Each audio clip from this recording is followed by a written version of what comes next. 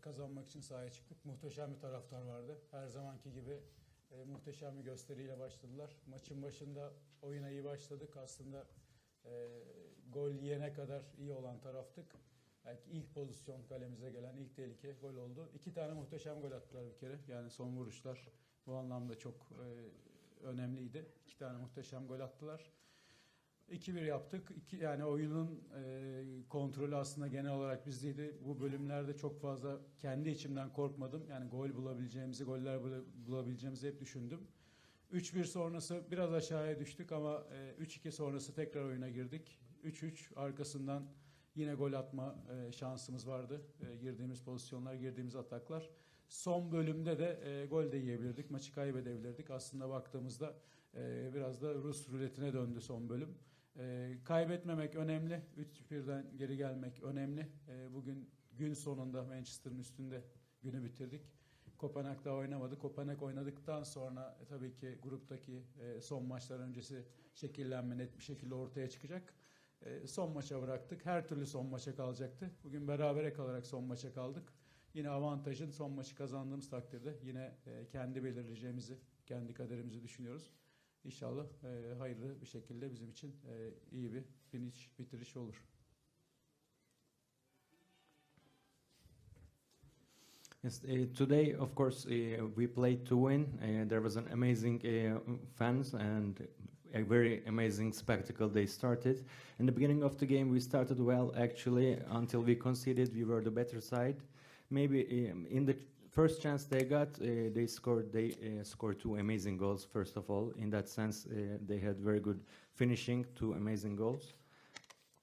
We made 2-1, and after that, it was in our control, actually, the game, and I didn't have any fear in myself, and I thought that we could find new goals.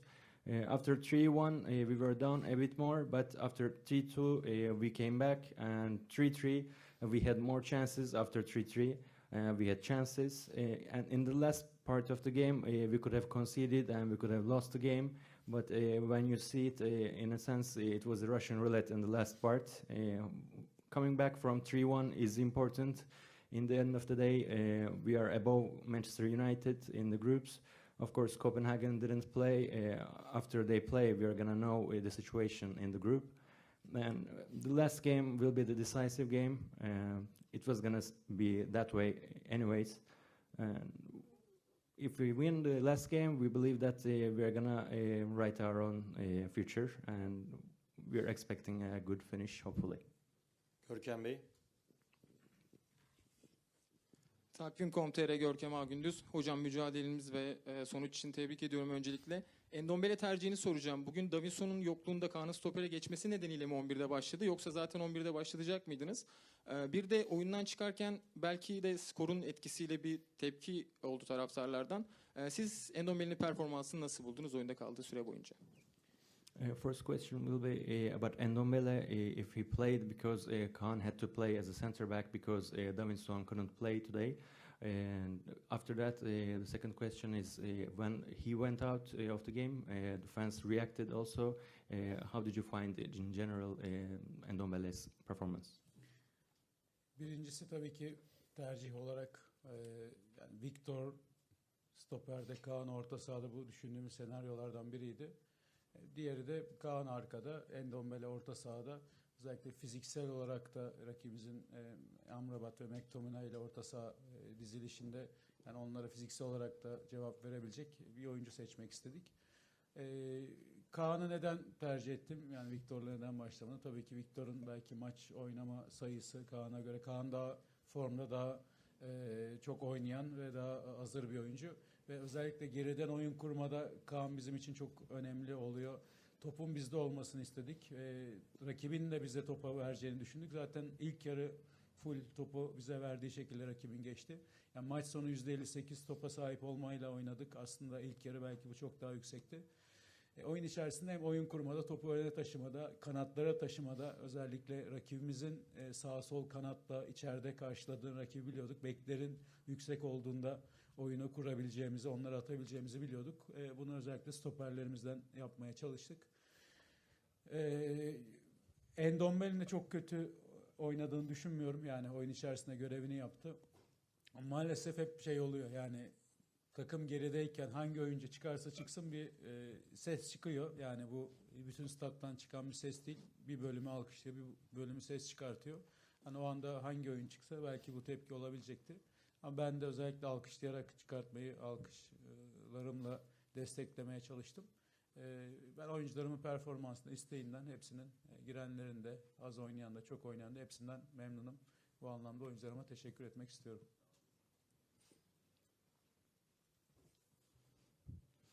As a decision, of course, Victor as a center back and Kaan as a midfielder, this was one of the scenarios that we have thought.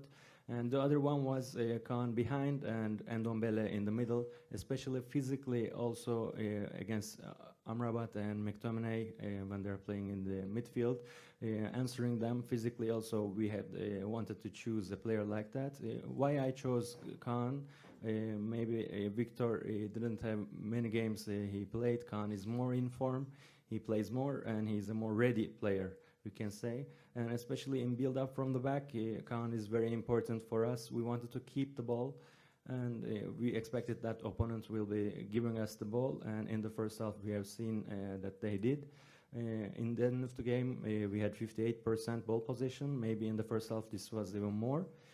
In progressing, especially to the wings, on the right wing, left wing, because we knew that opponent was closing centrally, and we could play long and we could play to the wings. We tried to do that with our center backs. And Ndombele played very bad. I don't think so. He did his job within the game. Unfortunately, this always happens when we are behind in the score. Whoever leaves the game, some kind of voice is heard from the stands. But whoever is the player that's leaving the game, that could have happened. I try to support our player with applauding. I'm happy with the performance of my players, the ones who played more, the ones who played less. So in that sense, I want to thank all my players. Çiğdem Hanım.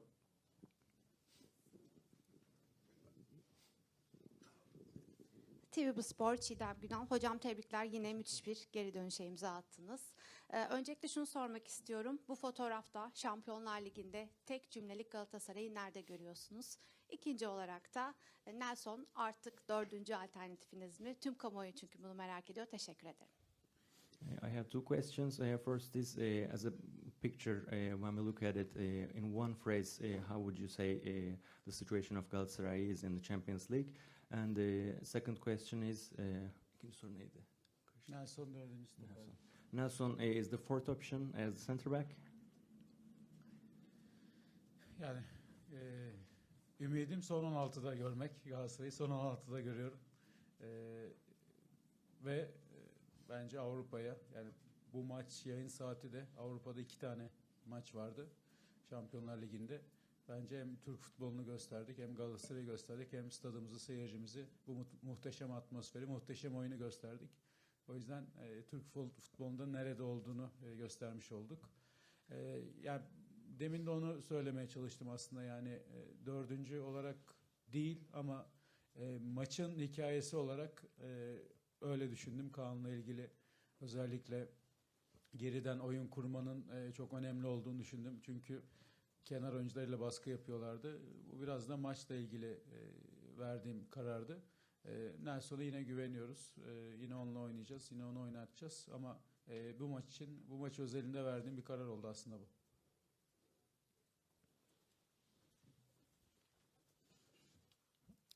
My hope is seeing in the last 16 Galatasaray. I'm seeing Galatasaray in the last 16, and I think in Europe and the broadcasting hour of this game was important. There were two games in Champions League. We have shown Galatasaray, we have shown the Turkish football, this amazing atmosphere, this amazing game we have shown. I think for the Turkish football, where we are, we have shown. And before I try to say this actually, as the fourth option, no, but for this game, for this scenario of the game, we thought about Kaan, especially build up from the back is very important, we thought. because they're pressing with their wingers, and this was about the game, that kind of decision. In the end, we have trust and we have confidence in Victor. We're going to play with him again, and this was a specific decision for this game, actually. Mehmet Bey. Hocam Mehmet Ayhan Habertürk. Skordan bağımsız oyundan memnun musunuz? Outside of the score, are you happy with the game that you played? Oyundan çok memnunum. Bence yani oynayabileceğimiz tabii ki bugün Davinson bizim için kilit bir oyuncuydu. Yani bu maç öncesi, yani bu maçın hikayesinde rakibin hızına baktığımızda Davinson bizim için önemli bir oyuncuydu. Yani Davinson'un olmadığı bir senaryoda bence oyun olarak iyi oynadık. Demin onu söyledim. %58 topa sahip olma. Belki son bölüm çok fazla şut şansı verdik ama maçın genelinde oyunu daha çok hükmeden taraftık. O yüzden bir Premier Lig takımına karşı, Manchester United gibi çok önemli bir kadroya, takıma karşı bu üstünlüğü oyunun belli bölümlerinde kurabilmek önemliydi. O yüzden oyuncularımdan ve oyundan memnunum.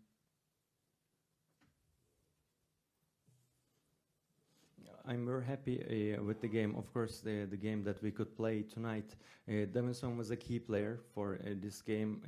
In the story of this game, when we look at the speed of the opponent, Davinson was an important player for us. But in a scenario where he doesn't play, I think as a game we played well. As I've said before, 58% ball possession. I think maybe in the last part of the game we gave a lot of chances, but in the most part of the game we were the superior side against a very important team from Premier League, Manchester United. Having that superiority in certain parts was important, I think. So I'm confident and happy with my team and my players. Bir de şeyi hatırlatacağım. Tabii ki biz Türkiye Ligi'nde maçlar oynuyoruz.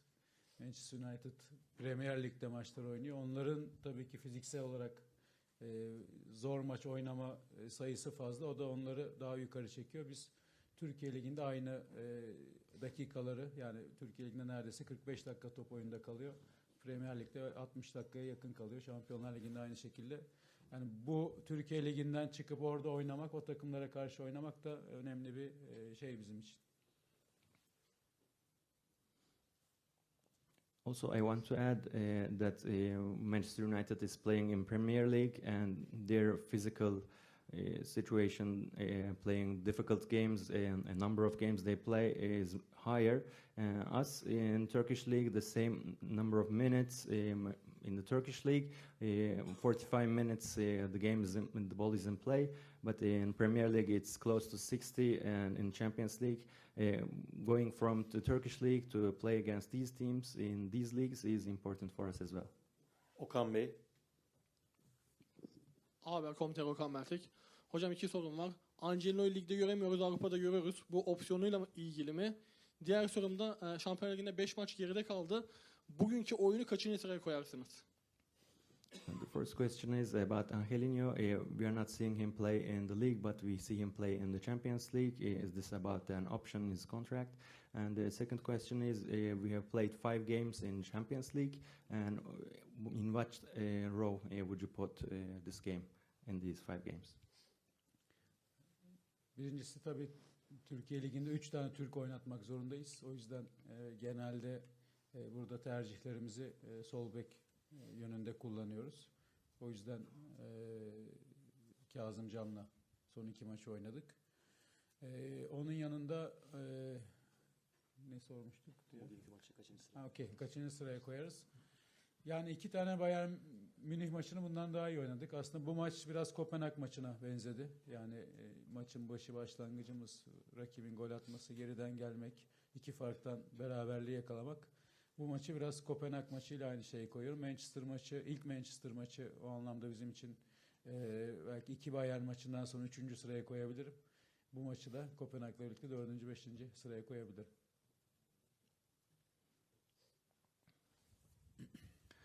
Our choices actually, we have to play with 3 Turkish players in the Turkish league, so our decisions are over the left back in that sense, and that's the reason that we in the last 2 games played with Kazımcan. And beside that,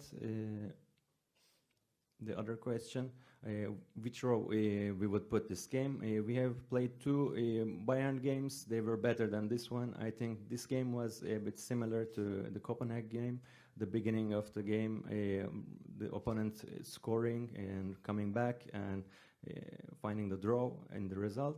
And I think in the second game, in Manchester United game, I would put in the first place, and this game would be in the fourth or fifth place with the Copenhagen game. Arkadaşlar çok soru talebi var ama çevirili olduğu için çok uzuyor basın toplantısı. O nedenle son soruyu alacağız. Kusura bakmayın. Gürkan Bey buyurun.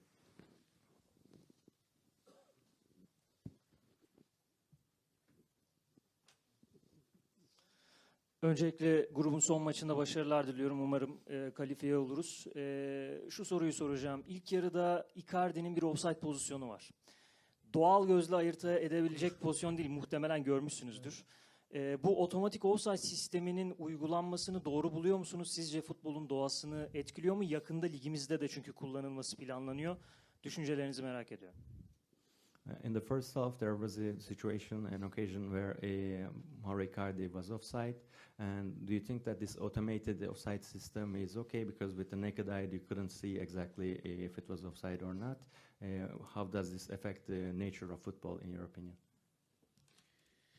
Yani bu otomatik offside sistemini biliyorsunuz Bayern Münih'in attığı golde göremedik.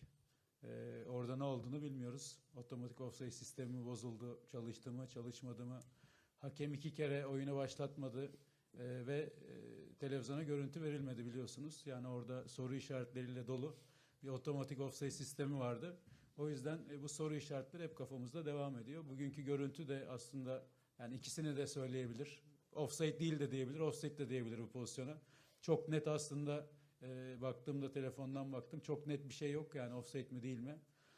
Bu tür görüntülerde ben yani golün verilmesi taraftarıyım. Çünkü yani bu görüntü yani ben anlamadım. Hangisi offside değil olduğunu anlamadım. Ama ileride bununla ilgili de belki offside kuralı ile ilgili de belki bir düzenleme olacak. Ama genel olarak tabii ki offside ise offside değilse offside değil. Ama bu çok mesela yani neredeyse yani yarım santim olumlu veya olumsuz onu da net bir şekilde göremiyorsunuz. Dediğim gibi Bayern Münih maçında bu görüntü olmamasına rağmen gol verildi. Hakem de offside kaldırmasına rağmen gol verildi. Bu konuda biraz şanssız aslında.